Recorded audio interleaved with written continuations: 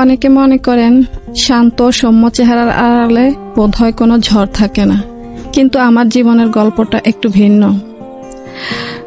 শান্ত হয়ে যায় না, মাঝে বসি তখন পেছনের অতীতটা মনে পড়লে বুকটা কেঁপে ওঠে।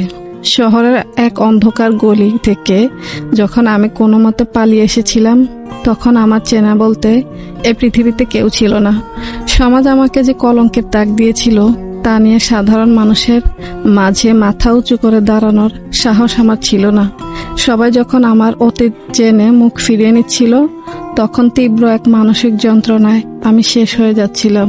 ঠিক তেমনি এক নিঝুম রাতে যখন চারপাশ নিস্তব্ধ আর নিজেকে অস্তিত্বকে খুব ভারী মনে হচ্ছিল, আমি প্রথমবারের মতো অজু করে জায়নামাজটা বিছিয়েছিলাম। হাত দুটো তুলেছিলাম সেই পরম করুণাময়ের দরবারে, যিনি মানুষের অতীত দেখে বিচার করেন না, বরং বর্তমানের খাঁটি অনুশোচনা দেখেন। প্রথম যখন মোনাজাত করতাম, চোখ দিয়ে শুধু জল গড়িয়ে পড়তো, মুখ দিয়ে কোনো শব্দ বের হতো না। আমার মনে হতো, আমার মতো এক অলঙ্কিনীর মেয়ের ডাক কি আদৌ ওপরওয়ালা শুনবে?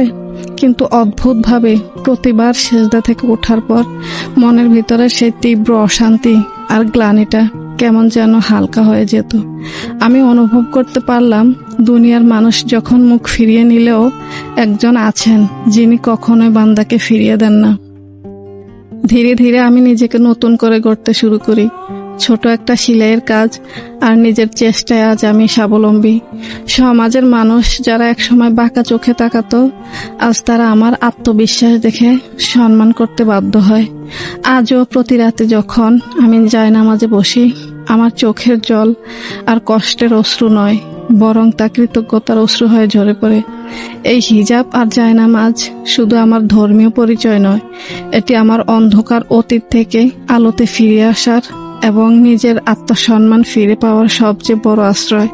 মানুষের দেওয়া আঘাতের চেয়ে সৃষ্টিকর্তার দেওয়া শান্তি আজ আমার জীবন পরিপূর্ণ।